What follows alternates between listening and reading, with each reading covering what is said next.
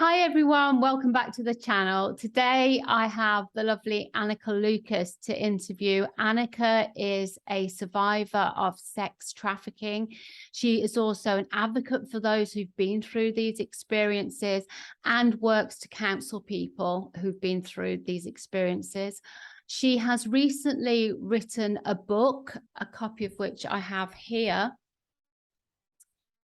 called Quest for Love, Memoir of a Child Sex Slave. It's an incredible book. You can find it on Amazon. I will put links to all of the different Amazon's sites you can get this from down below. I have read this book myself. It is one of the most profoundly moving books I've ever read. It is an exploration of human nature from the darkest to the most spiritually enlightened, a sort of exploration from heaven and between heaven and hell. I can't recommend this book enough to people, especially in the times we're living in now. And it offers great hope. During our interview, I should just give a trigger warning. Anneke will be speaking about difficult and challenging subjects, especially for anyone who is a survivor of childhood sexual abuse or child sex trafficking. So anybody who feels particularly vulnerable or, concerned about that, skip this interview or watch it another time when you're feeling stronger and you've got the support you need to watch it. So Anneke, could you please start by just giving us a brief overview of your experiences of your life? Thank you, Maria. Brief overview. So to try to synopsize my life, I would say that my early life was very challenging. Born to a single mother who was mentally ill and abused me from infancy, and then connected. So we lived in Belgium. She married when I was three, and we moved to Flanders, where my mother ended up connecting with the locals of the national pedophile network, I should say. And I was trafficked from just the beginning of my 6th year and into this network, which involved politicians, aristocrats, businessmen, doctors, lawyers, and so forth. Let's say the elite of Belgium. Of course, not all the elite of Belgium, just certain members that were interested in being part of this club and that got into this kind of mafia-like system where men were being tested and indoctrinated into this club and compromised, mostly through children. At age 9, I was used by the boss of the network in Belgium, who was a Minister of National Defense at the time, traded to an international networker who was someone who was not only a very famous billionaire, but also worked very strongly behind the scenes of this global network to influence world events. He took an interest in me and started to train me to become his slave. So I was trained by him personally in his homes. I'm sorry for the noise in the background here. Don't worry, it's not coming through too much to me. Oh, I can't good. hear it. Okay. Yeah. So. I'm hearing it loud and clear. But then he sent me to be mind control trained. This was in Germany. So I was trained there, just horrific torture-based mind control training. And I was trained to be specifically his slave, but for him to maximize his earnings and his use as for me to be both his sex slave and a spy, I would have to grow up to become somewhat famous so that I would be able to seduce the most powerful men in the world who might otherwise not be interested in me. So I was also trained to become a minor sexy star in that I would have been in France. So there was a price to pay to be part of this network, this global network, that club. I refused that at age 9 or 10, and I got kicked out, somehow sent back to the Belgian network, used there again, and then ultimately rescued by what was an insider.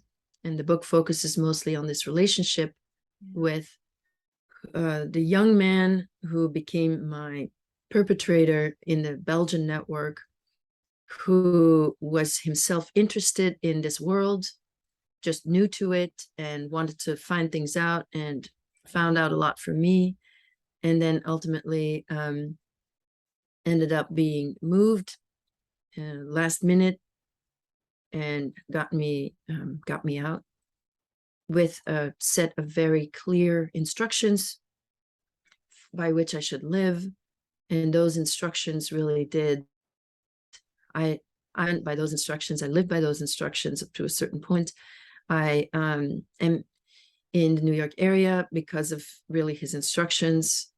I never fell into prostitution. I never fell into drugs. I really lived by those guidelines, and I think they really did help me and guide my life. And it even enabled me to be able to focus on healing in my relatively young. I started therapy in the 80s. So I was born in 63. So I was in my 20s.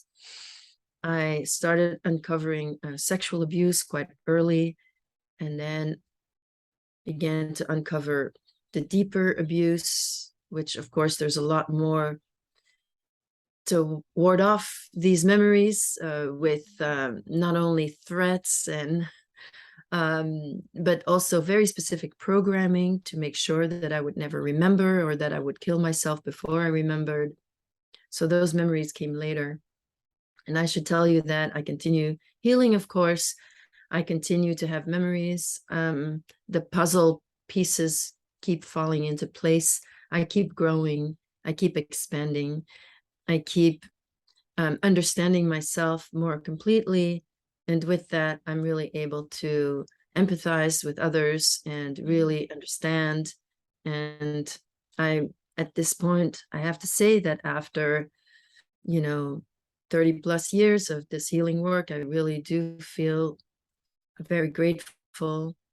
And I really feel that my life at this point is an adventure, because when something comes, the overwhelm and, I don't go into the same spaces where it feels like this is never going to end. I can never get out of this, which was, of course, the message from within the network. Yeah. So I know where I'm at. I can handle it. I know I'm going to grow. I have that experience. I know it's worth the pain. So this process now is fascinating to me, and it's miraculous as well. So I'm grateful. Wow, Anneke, you've just about answered every single question. That was brilliant. That was brilliant. Yeah, going back to the book here, it's so thoughtfully written. It's so compassionately and kindly written. There's a trigger warning at the start of the book. And one of the things that you warn about is the attachment to your abusers, that could be triggering for some people. Mm-hmm. And, Anneke, it was triggering for me when I first, for part of the book, I just I felt triggered by it. And I sort of, even though I understood that a young child having that innate and natural need to connect and to attach and to love has to either look for that wherever she can or close down completely. So, you know, it's ingenious that you did what you did and that you attached that love to these abusers, and particularly this one abuser in particular, Patrick, because otherwise maybe, you know, that ability to love may have died inside of you. What do you think about that? Because that seems to be a theme through the book, where you are finding compassion, you are going to the depths of your being to find compassion for the hurt and broken children living inside these men. Yes, well, thank you for that question. I really appreciate it. I think that for every survivor, the most confusing thing is the attachment, of course, because of course abuse is not so black and white as we would like to think. You know, the abuser is bad, we are good, we are victims, they're abusers. Now that is true. They are abusers, we were victims, we were children. But the attachment, I should say, it is love, but it's not unconditional love, of course. It is fear-based love. Yeah. And I would say that to shut down, I don't think as survivors, there's really that much choice at all. Shutting down also means getting killed. Mm-hmm. And I think that without our conscious decisions, we will do what we need to do to survive. Yeah. And that means to give our love to the perpetrators. Obviously, during incest, that love is already in place and then it's exploited. But in these other situations where men abuse children, they're still seeking to be loved. Ultimately, they're seeking it in the most perverted way, but they're seeking, their child self is seeking to be loved and understood. And they have come this far in their diseased state to find some semblance of it, where a child can provide it for them in this moment stolen from time and space, and then run with it. They get filled up a little bit, they get their high, you could say, and then they run. And as a child, that's all you have to give is your love. Yeah. So you will give it and you give it and you give it. And the attachment, these people are raised. I was raised more by my abusers than by my parents. Yeah. Yeah. Yeah. Yeah. We have our emotional development. We have our neural development that is necessary. And there's certain things that need to happen for that. So if I'm getting attention, if I'm getting instruction, Mm-hmm. if I'm being seen in certain ways as intelligent, or every child needs those. I wasn't getting that from parents. So I was receiving it from these people. So I had to take it. I had to attach. There was no choice. And that attachment is completely fear-based. And of course, for most children, attachment to parental figures does become fear-based, because which parents are perfect? Mm-hmm. Most parents at some point are not able to perfectly guide their children. That's to say, make sure that their children feel loved and yet have clear boundaries. So most of the time when parents get into the situation where they have to set a boundary, it becomes very challenging to not put things that were they received in their childhood to put on their children. And that usually is also societally the biggest invitation for people to get rid of their unresolved trauma is with our own children. So when we're in this situation, we give the message to our children that they're not lovable, that there is a condition to our love. It's the what if. And if the what if is huge, like in a network, if the what if is you'll be killed if you don't, if the what if is someone else will be killed if you don't, then obviously we are going to attach intensely so. And that love is even more intense than if a parent were simply loving and present for that child. Yeah, because your life depends on it. Yeah, your life depends on it. So there's a desperation behind it. There's a lot of things behind it, but it is also extremely fierce. So as a child, you cannot possibly know that this isn't you. Yeah. You didn't choose this. You're feeling it all. So you're like, well, this is me. Yes. You're trauma bonded. You're trauma bonded. You don't know as a child that this is not your choice. You do not know that your entire psychology, all of your feelings can be completely co-opted because you did not have a choice. And there's no way for a child to make that distinction. That's the healing process, helps us to distinguish between what, as a child, would I have really wanted versus what I ended up feeling and doing. Yeah. I mean, the level, what I found triggering, if you like, was your level of maturity, actually, oddly. It just occurred to me at some point during reading that this just sounds like an adult romance. Do you know what I mean? At one point, there was just this feels like a dysfunctional adult romance, and this girl is 10 years old. I understand that, yes. And it was just,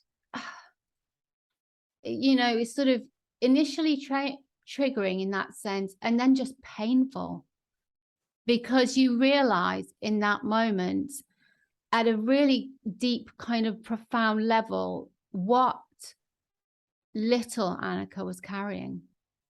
Like the weight of everybody, your mother, these guys, this gangster, other children who you were trying to look out for and protect, and to actually carry that degree of human dysfunction, I guess, and pain, really, it's pain, isn't it, from everybody, and to actually make it through that's something.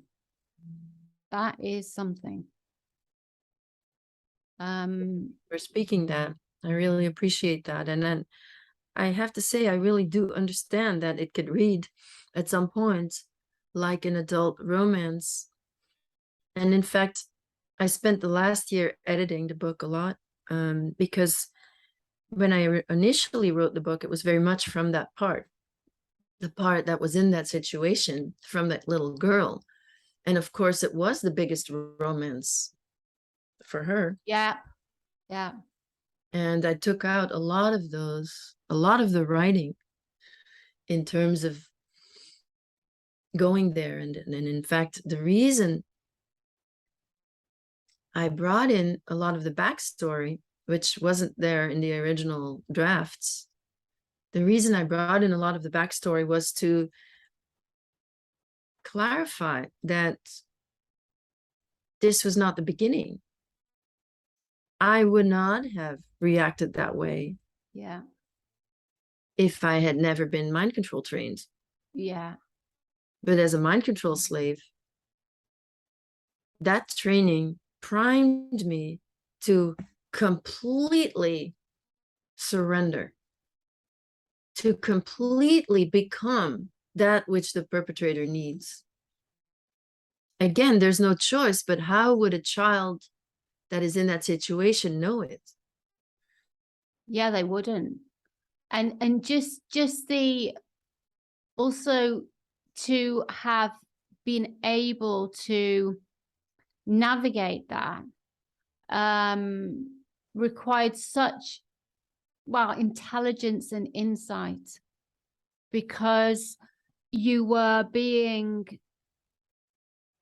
I mean, really what comes over is that everything you were as a little girl, everything you had, every gift, every ability was just being siphoned into that role. Exactly. Exactly. So, Yes. So everything was seen, and I felt seen in a certain way that my parents didn't see. I felt seen, but everything about me was exploited. Absolutely. yeah. And of course, most of all the sexuality is completely before its proper time. Yeah. So so growing up, I'm on the one hand, I'm this sex expert because I've been mind control trained and I was in the network. I would have been anyway, because it's all about attunement, really. You know, as a child, you know how to attune to the adult, especially if your life is in danger. So you attune yourself to the adult. You give what you give. You do what you have to do. You cannot have the mental distance from the event. That's to say, most of the time, but also depends on what the abuser wants. There are abusers who want you to be very afraid. So then you're afraid, and there's no love attachment there. You're just scared to death. That's what they want. That's what they need. You give them what they need, whatever it is. If they need love, if they need to feel that they're the best person on earth, Yeah. if they need to feel that, gosh, this is their first time with a child and they're so shy and they need help, if they need mothering, Yeah. if they need bereavement, whatever they need, I'm going to give it to them because I have no choice. Yeah. As an adult, I end up having this absolute expertise in the sexual area, knowing exactly what men want, what they need, and I have no clue what I like, what I want. Yeah. I was just going to ask you that, actually. Was there any moment, I think, when your attention is so, as you say, co-opted away from yourself? And we're seeing a lot of that now, to a lesser degree, obviously, than if your life depended on it. But we're seeing a lot now, you know, with the media and just being bombarded constantly away from self, and it disconnects you from yourself. So how can you know what you want? You know, when you're not having any time or any space to check in with yourself, and it doesn't feel safe to check in with yourself either. Right. It doesn't feel safe to check in with yourself. Well, because I guess as a slave, if you start to think about your needs and your wants. Not then, no, not as a Yeah, slave. that's what I was sort of referring to back then. Yeah. Yeah, it wasn't Yeah. safe for you to do it back then. For sure not. To be able to check in with yourself. I think a lot of people who hear these accounts of survivors of this level of abuse, and especially from people whose parents were, you know, part of it. Their parents were part of their abuse system and part of the trafficking. They wonder, especially if they're mothers themselves, you know, or just had a healthy mothering, you know, experience as a child. They wonder how any mother could do this.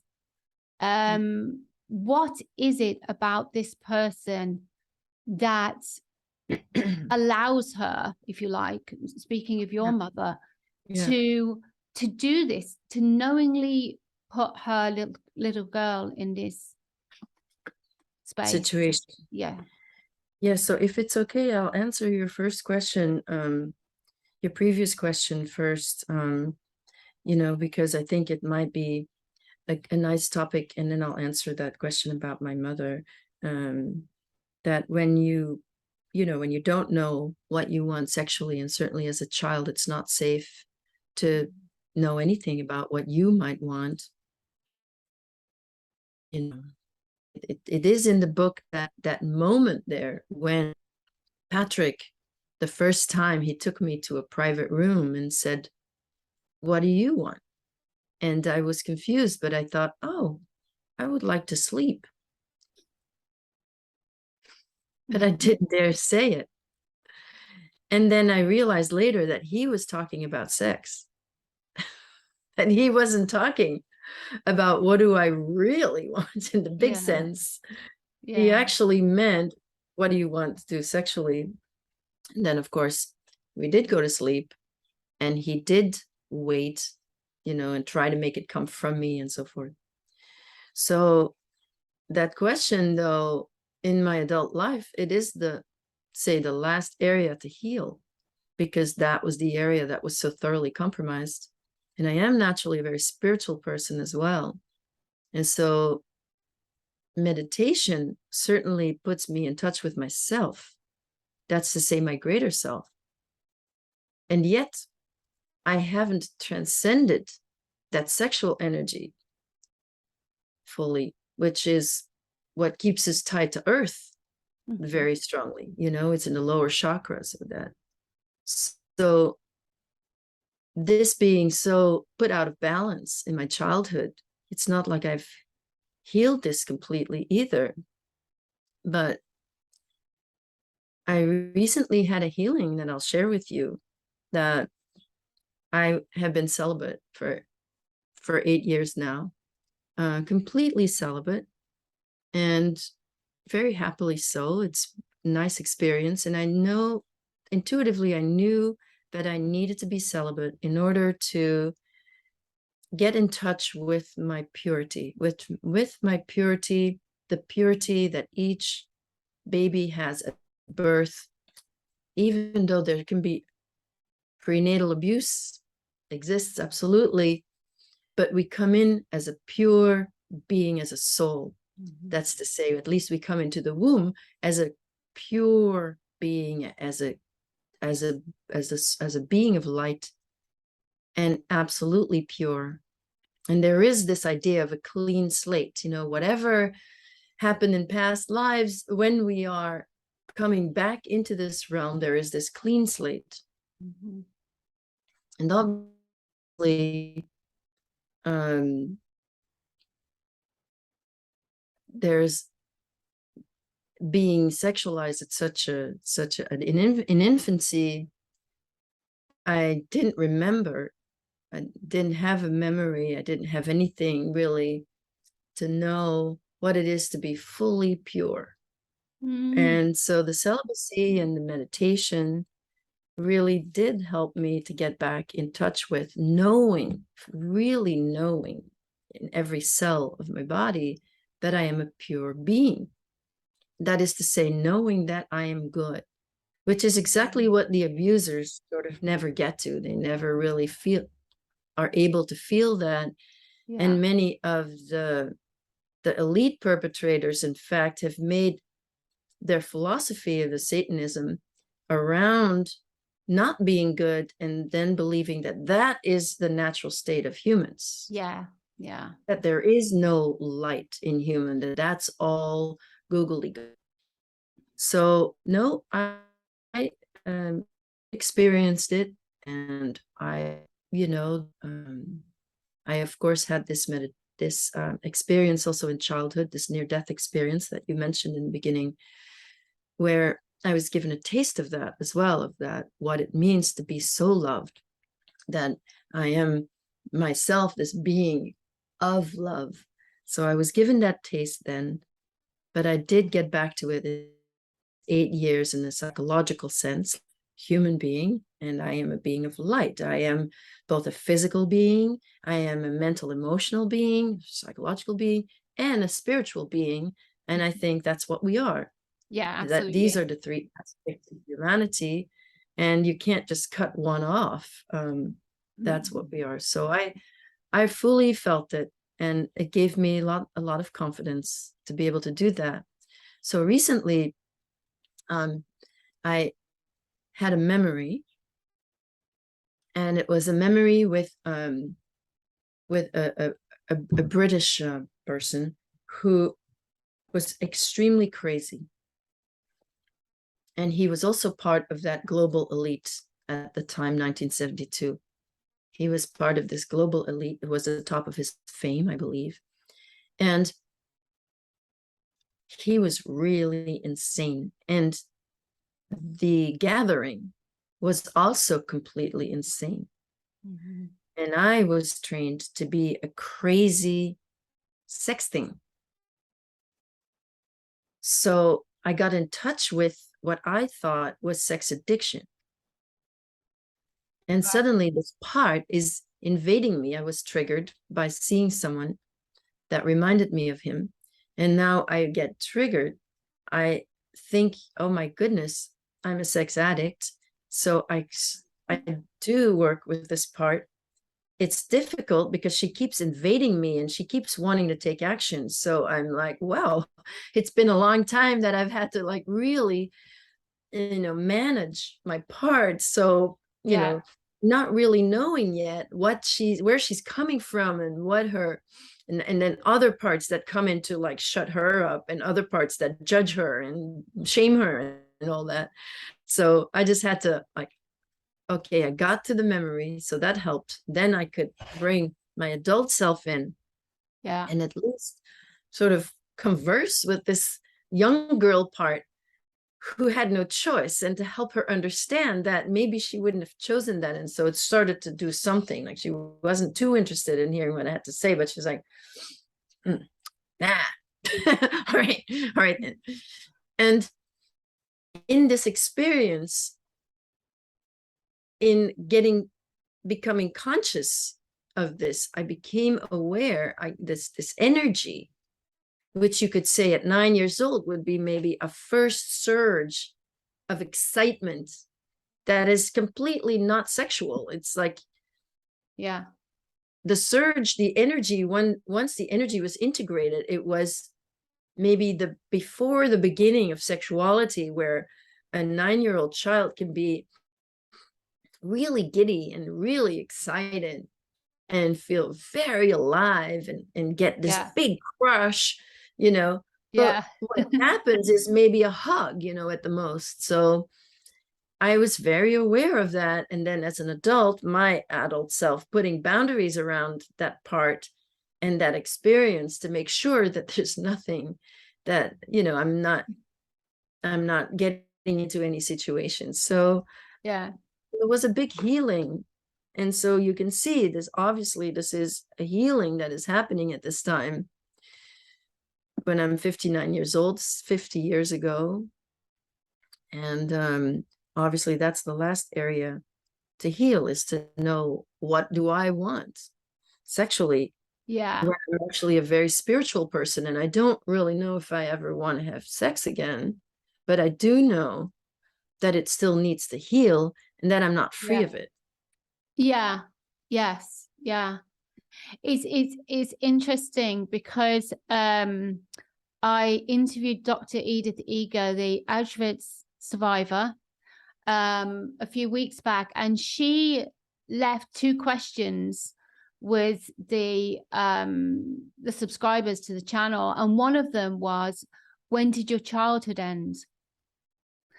And I was thinking about that question when I was reading your book, and I actually thought, well, actually, no, when did your childhood begin? You didn't actually have a childhood. So yeah, I mean, you sort of it's a kind of like a split childhood of little parts holding the trauma, little child part there holding that trauma, one there holding that trauma, and just trying to hold it together and trying to survive. And that's not a childhood. That just doesn't qualify for being a childhood. And so I saw on a fairly recent interview where you were asked about your mum, and you were asked about forgiveness of your mum. And you talked about her kind of emotional age. Yeah. And and how that helped you to see her in such a way that you were able to see her as a child, I guess, herself. Exactly. And yeah, that is the other question. Yeah, the how could she? So I think it's hard for people to understand what psychopathy means, what psychopaths do, because psychopaths obviously have children. Yeah. That doesn't make them parents. No. But they do have children.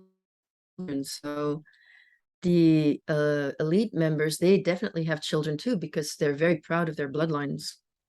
So they justify their superiority complex through their bloodlines.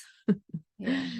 And consistently think they're better than other human beings, which is, again, it's a trauma-based response to an inferiority complex. Yeah. They never sort of they try to eschew their inferiority complex, but they're all thinking they're superior. So, but they also have their children abused in the network. They think it's best for them. They put their children through mind control training. They give them roles in the network. Obviously, not all people are born in the elite are going to fulfill these roles. Many, I think, become very quiet and live their lives quietly and stuck. Yeah. Yeah. Stuck in the trauma. Stuck in the trauma, stuck in not wanting to be part of this. Yes. Yeah. But being comfortable. And and for some, I think it always depends. If someone is too much of a problem, they will be eliminated, and they will kill their own children if their own children are making too much. So I think being in that situation, being born into a family like that, being abused as a child, not wanting to participate, having an innate sense of right and wrong, having the connection to self, and from there this innate sense of morality where the difference between right and wrong, because it comes from within. It's a natural law that is always present, and your parents may be completely disconnected from that sense. They may believe that it's all a construct. Right and wrong morality is all religious construct, and it has nothing to do with truth. But if they have it and they don't want to participate, they're going to, and they will probably know, they will suffer some dissociation like all of them do. And of course, that's what they pass on. That's how they're influencing the whole world, is causing dissociation in the population. And ultimately, a person like that's going to be very stuck, knowing that there's just nowhere to go, and so they'll live their comfortable life quietly. So my mother was no different in that sense. So she was not at all part of the elite. She was not able to feel anything. I really did never really got any feeling that from my mother, any tenderness, any sense that there was an adult present there. She was a little child stuck at a young age in some impossible trauma, which I think was probably sort of solidified by her mother's death at age 5. Right.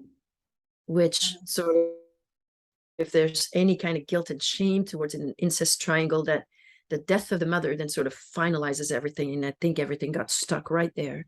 Right. So it kind of froze Yes. it in. Yeah. Froze it in. And because of the finality of her mother's death, that she was never able to resolve that, she was also living in a time when there really were very few resources. Everyone was traumatized from the war, from the Second World War, and no, there were no resources. People were not healing from their trauma. People were not allowed to even talk about it. People who went to the front could not talk about their experiences. Their talking was not.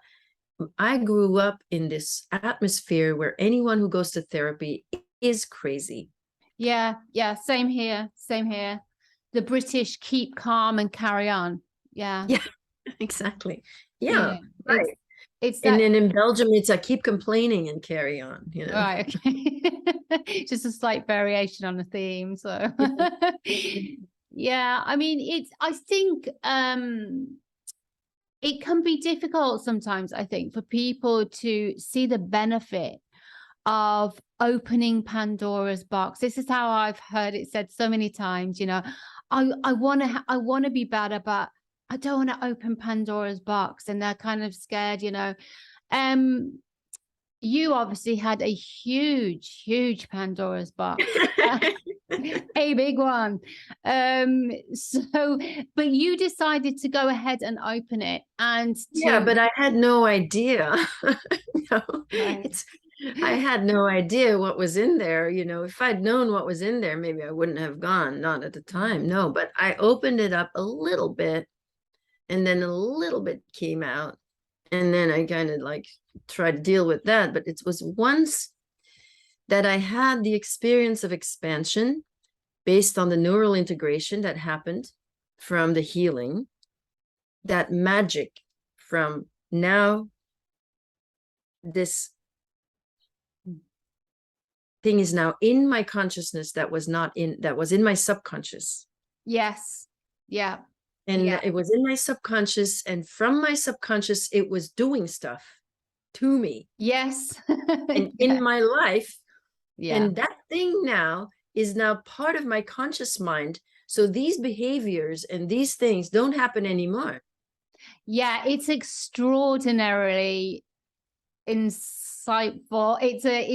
That's a hell of an experience, isn't it? When you realize that someone else, in a sense, has been driving your car from the back. It's like somebody's in the back and they're going, oh, we'll just go over here, and yeah, we'll just date this guy over there. And you're like, no, but like, no, we will. Do you know what I mean? I don't want to, but you do it because your subconscious is pushing you and trying to get you to heal, actually, isn't it? It's a kind of irrational drive, but with the intention of getting you to heal. Yes. Which is extraordinary, isn't it? And incredible. And it's sort of, but you have to have a taste, don't you, of the rewards of healing. You have to have this taste, like you just described then, of this expansion of consciousness and this kind of like opening, and which, like you said, I like that you said it's magical. It's magic. It feels like that, doesn't it? That you kind of you expand, because every cell gets the information. Yes. And you're a different person now. I mean, you have changed. You have transcended this thing, and now you are actually, every cell in your body has this new information, and it is like looking at the world with new eyes and then being responded to in a new way. Yeah, absolutely. And something else you said in your book, and I could really relate to this as well, was where you talk about feelings and you talk about allowing yourself to feel the pain of the trauma, and you allow yourself to go to feel that and the loss and the grief. And I just want to put in a little point there that it's never the same as it was when you actually experienced it, because our minds and our bodies are kind, and we have a kind and incredibly intelligent mechanism, don't we, of Thank you healing. for saying that. That's beautiful. Within us. Yeah. Mm-hmm. you said about the emotions and the feelings, and you said, oh, and then I was able to feel even more. So it's kind of like and then I could feel joy, and then I could feel, you know, sort of yeah, like the bigger, beautiful, positive feelings. Exactly. Yeah, and this is an interesting thing, isn't it? Because I spent time around psychopaths when I was a child as well, and I never saw them joyful. Never joyful. Not That real joy, was no. not joy. There No, were, it's more like it goes to mockery, it goes to humor, sarcasm, mostly mockery yes, of others. yeah, yes, But yes. there's no true joy because the joy is an expression of the soul. Yes, it is. Yeah, yeah.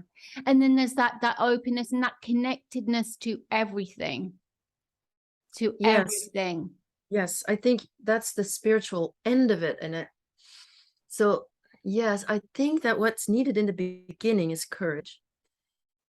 So because you don't know that your mind and that your body is kind when you first enter into this. When you first go and open the Pandora's box, the fear is the same. It's fear of death. It is reawakened. So emotionally, you're going to an experience of death and you don't know that you'll survive. Yeah, And that's the courage, is to face the fear.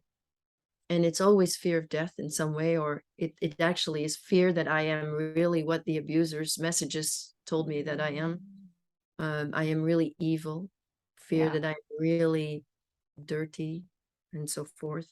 But the courage is sort of the first spiritual quality where it opens the door.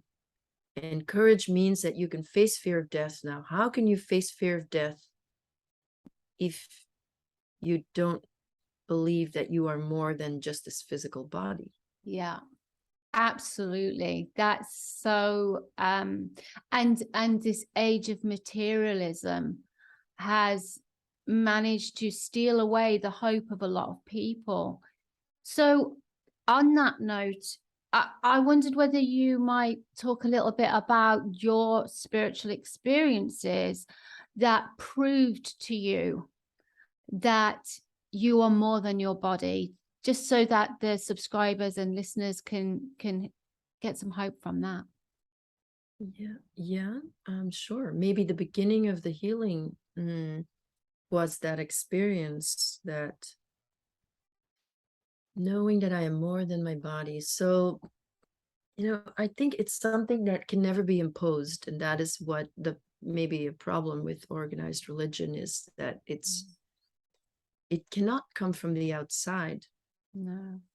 It's each person has their own, stage that they're in, that the soul is also is in a stage of development, not just the person.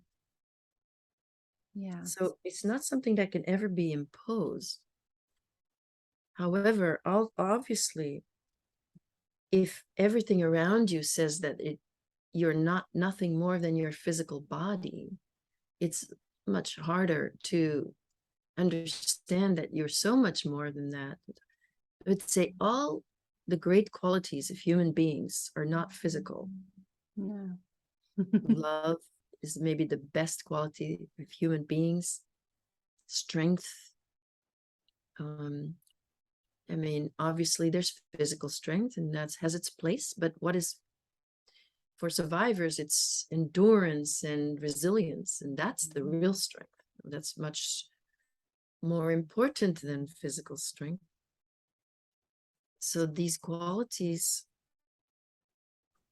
they come from beyond. They're not our physical body. They don't come from our physical body. They don't come from the mind. We No. don't even know where the mind is located. I mean, we're just starting to see that the mind is located, not just in the head, and we don't really know what the mind really is. It's not a physical thing. It's not the brain. So they come from within. These qualities come from within. So in my experience,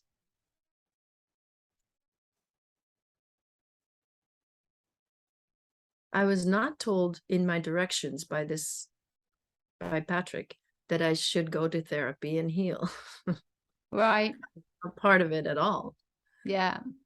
But I had some experiences with psychology that were positive. In fact, I'd once picked up a book off the street, a compendium of modern psychology, and I tried to read it. And I had not really gone to school, and this was early on, a lot of trauma, and it was very challenging to read it, but I was fascinated by it. And just like work through, like one sentence was a whole lot of work, to get through because it was pretty dense. But I was committed, and I had this, yes, I really want to know. And I'd had positive experiences with even a company I worked for in Belgium before I left the country. And when I was 18 years old, I worked at this Swedish company, and they had a psychologist on staff, and they did a program, and it was based on this little book that was popular in the 70s. It was called I'm Okay, You're Okay. And I appreciated that. I did. It's like, it gave me this like, psychology. Yeah, I think it's good. I think I like this. And so when in the 80s, I simply heard from someone that I was connected to that she had started going to therapy, and I thought, well, I'll try. And it wasn't long after that this therapist confronted me in no uncertain terms with the fact that what I was describing as a choice-based relationship with my birth father, with my biological father, whom I only met when I was 18, he called it out as abuse. Right. Yeah. And when he did that, I was just suddenly like, whoa. And I just went into this. It's like he screamed it, it was screamed into my head, and it wasn't very, I would never do that, but I would never Wow. do it. Yeah. I didn't stay with him, but it No. was clearly something that the universe provided in that moment. And boom, I just cried and I cried and I cried for weeks. And as I was crying, even, I felt the relief, Yeah. because Yeah. hard as it was, there's truth. Yes. And I was responding to truth. Yeah. And it was the first moment in my life that I felt that there was anything real. Right. Yeah. Yes.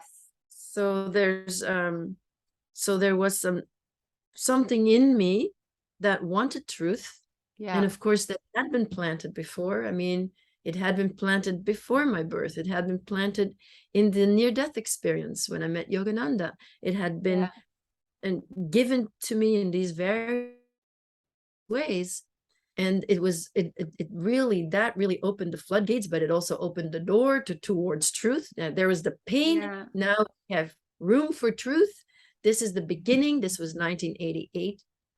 And now I have to come back to, we can't force that on No. anyone. No. But it's sort of, no, you can't. But it kind of, it's encouraging, isn't it, to hear about other people who started taking these steps and got good results, and that they were able to endure the pain, they were able to endure the emotional pain, and to get through it, even though it may have like wiped you out for a few days and made you feel, Yeah, for sure. yeah.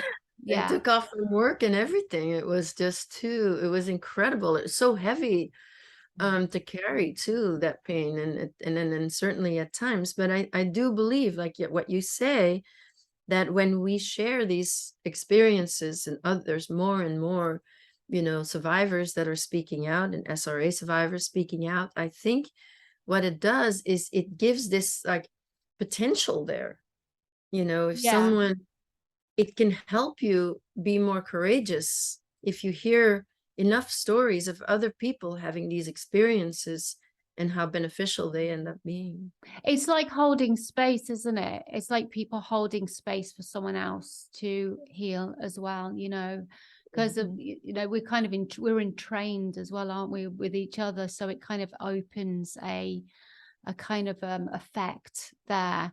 and it's so beautiful to see, isn't it, the healing, especially I'm seeing it in my children's ages as well. I'm seeing that their friends are getting therapy and they're getting healed, and I'm seeing that, you know, it's people are opening up to this, to healing, and it's just so important.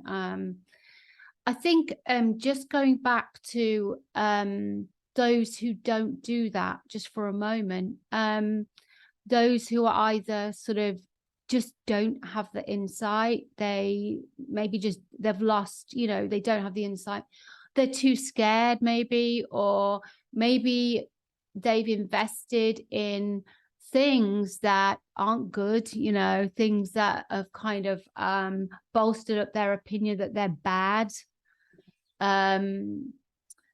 Just sort of thinking about them for a moment, because what I've noticed in my life is that there's a huge price to pay for not becoming your true self. The price is huge, and it's your life really, because you can't really live and experience life to the full without being in touch with your true self, without being connected to yourself and the greater universe, the universe outside of yourself. And what happens is so sad is that a lot of times these people try to fill that hole with addictions, and they try to fill that hole with, you know, maybe relationships or power or something, but it just doesn't go away. The hunger for self, it can't go away because it's innate in us, isn't it? Exactly. Yeah, exactly. And that is, of course, the spiritual, the self, because what is the self ultimately? It's not, yes, we live in this physical realm, so we have a physical body, but what is the self? What are we truly? I mean, Yeah. are we the body? Or when the body dies, no, there's a self there and it doesn't have this body anymore. Yeah. So investing in how to die, let's say how to transition, you know, out of this life is very important. And if you don't do it, and again, I think that's where our compassion comes in, you know, that we have the great pleasure and privilege in a way of being receiving healing, which is a spiritual thing, and then receiving, you know, it took me a very long time to get to the place where I wasn't envious of my perpetrators' lives, because on the outside their lives look really, really good. Yeah. Yeah. And also had to do with the role that I was trained for, which was to be a very comfortable life also, you know, with a lot of beautiful things around me, and Paris and the south of France and the Côte d'Azur and the yachts and so forth, you know, very, you know, pleasant. So I had to indulge a little bit into really imagining for myself what it would have really been like to live that life, to go along, to not stand up, and to go along and to be that person who constantly gets flattered, who has this position in life that even though I would have just been naked in many movies and everything, I would have just gotten so much respect, you know, Yeah. entourage and protecting my, you know, my reputation. And it would be, on the one hand, it would be a comfortable life, but on the other hand, I would still have had the price to pay. And I realized that I would have probably killed myself. Well, it's funny, you know, when you were talking, I was just thinking, in the price you pay is betraying yourself.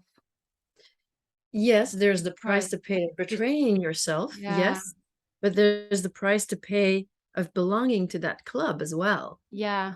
At the Yeah. very least is going to mean to be quiet about what you know. But in my case, it meant to be part of the Satanist club. Yeah. And then you are doing things that you really don't want to live with. Yeah.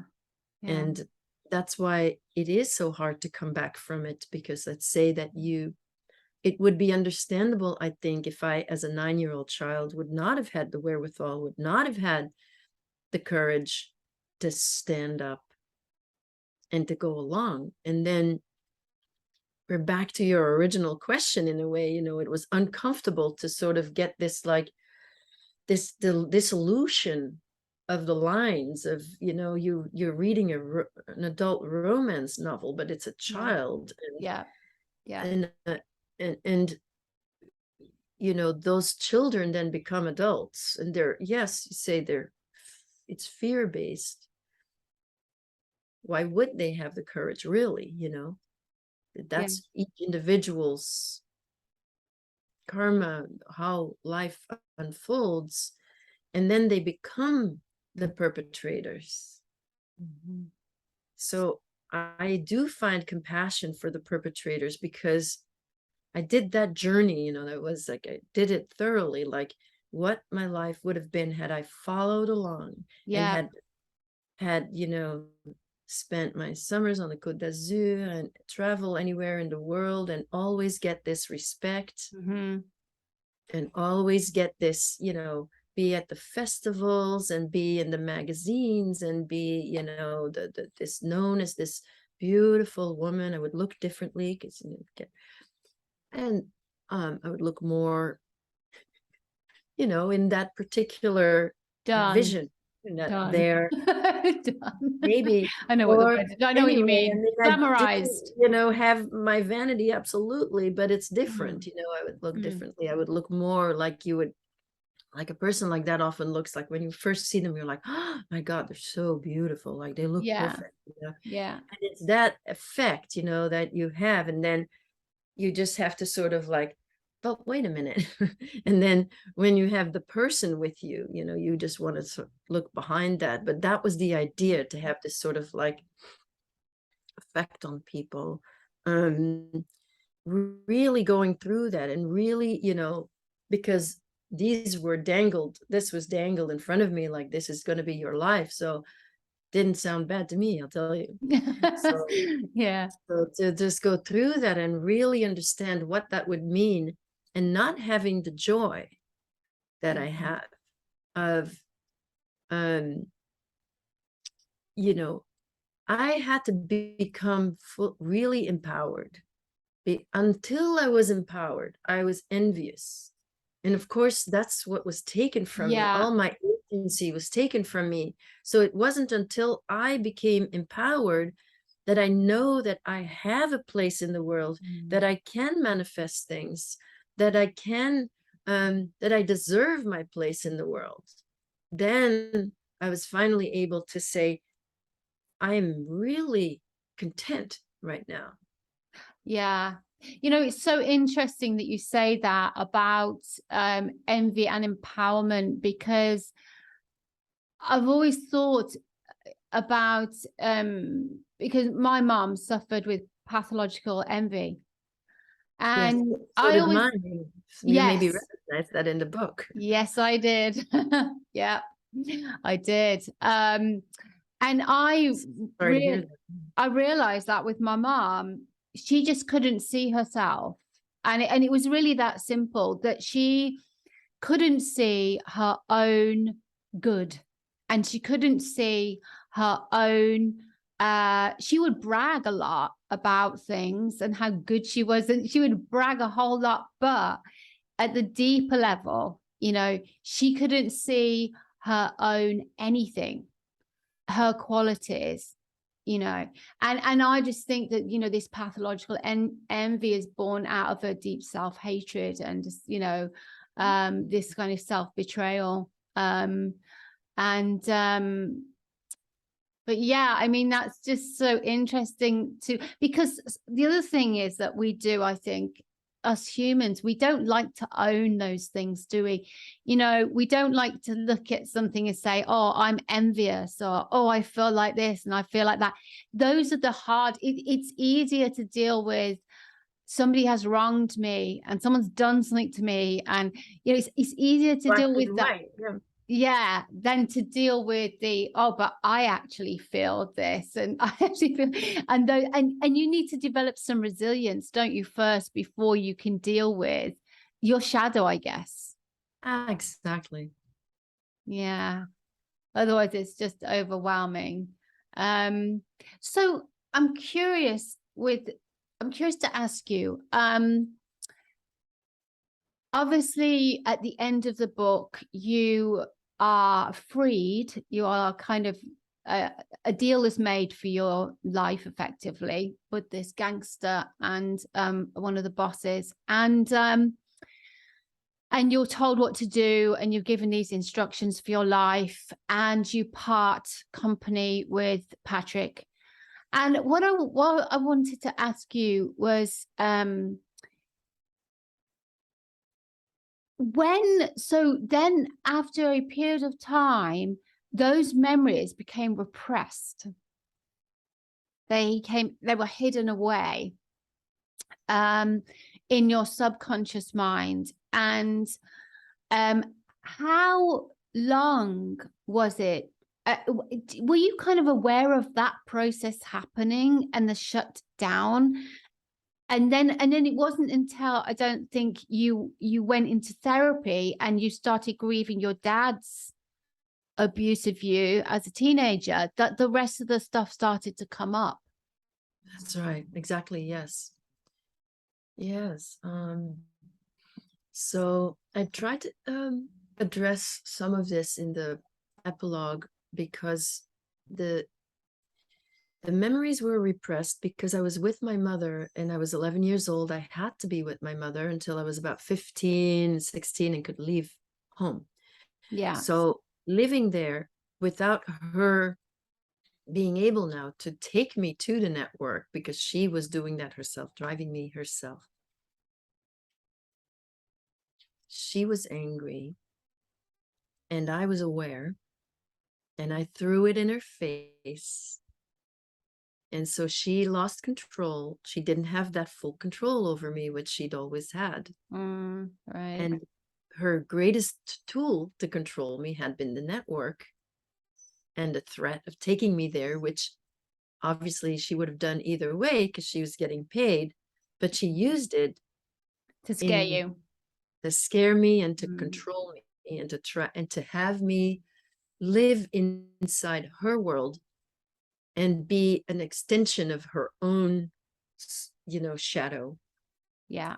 Projection of her own shadow. She's a narcissistic person. Every psychopath is definitely narcissistic. So I was, there was nothing of me that was seen by my mother. It was complete 100% projection of what felt mostly like a weak person, weak and ugly and good, or powerful and evil. Right. Okay. So it was that whole whore and thingy, Yes. pure and whore kind of thing. Yes. Yeah. In both these scenarios, she was the best mother on earth. And that narrative could not be challenged. No. So I was challenging her story now. I had physical crusts all over my body. But just as she had denied, that I had, when I was stabbed and was limping, it was like she acted like I was fine, pretending. Right. Yeah. So these crusts did not exist. So her denial is, there's a lot of power and strength in denial. Yeah. And my crusts did not exist. And every time I brought anything up, because I was angry now, because I was aware, she would do something, and she took me back to the network, even behind the back of the bosses, which is how I found out that she had been getting paid because she took me back for free. Free. Yeah. And then ultimately she sexually molested me. And that experience with my mother, who is completely shameless, me as an 11-year-old being sexually abused by my mother, carrying all that shame, that was it. I went back to being her girl Right. from What then she on out, wanted. because that shame, that was just too much. I couldn't bear that. I couldn't live with that. I couldn't have that happen again. So that was it. From that moment on, I was back in her world, and there were Yeah. pluses to that. Because being in her world, I wasn't myself at all, but I also didn't have this abuse and this torture have happened. And this, she did this about a month after I was rescued from the network, you know, where I had been tortured. So these wounds were pretty much healed. There were scars, but I wasn't really looking at them. I didn't even think of, you know, it's like I would see it and not know what it was, and Associate it. Yeah. not notice, dissociate it. So Yeah. once I was back in her, once she had her control back, I didn't have the memory anymore. Just as beforehand, during the week, I didn't have the memory of what happened in the weekends. I was in her world, and in Yeah. her world, she was the best mother. And so these things could not possibly happen. And apparently I've heard Kathy O'Brien speak about this, that there's actually a physiological, like when I was 30, I started to remember the heavy stuff. Yes, that's quite common. The brain changes, doesn't it, around 30? Yeah. Yeah. Something changes in the brain. I mean, yeah, really, the way our brains work with trauma needs to be mainstream knowledge, and it's not. And because it's it's ancient knowledge, but it's not mainstream knowledge, the way our brains work, especially with our subconscious mind and with trauma. For good reason. For a very good reason. Yeah, exactly. So, and We're just all going to be healing. We're all going to be empowered. yeah. I mean, this is it. I mean, our minds are just so incredible how they protect us. Absolutely incredible. Okay, so having got through all of this, Anneke, and having taken this healing journey, which you're still on, and having the courage to do that, and all the blessings that has brought to you, and also to all of us, actually, anybody who's listened to any of your videos, anybody who reads your book, anybody who reads your blog entries, you know, it's such an expansion of consciousness for so many people. And I just want to really thank you for that. And I want to honor the beautiful soul that I see sitting in front of me, and everything you've done, Anneke. And just one last question to you before we finish, and that is, what brings you joy now? What brings you joy? You know, thank you for asking that. And also, I'm very moved to hear that you say things very beautifully, and I appreciate it very much. Thank you. So what brings me joy are I guess the simplest things in the world, you know. I love to, you know, jump in the water. I love to garden and look at flowers, and you know, animals, and you know, the cuteness of things and innocent babies and bring me the greatest possible joy.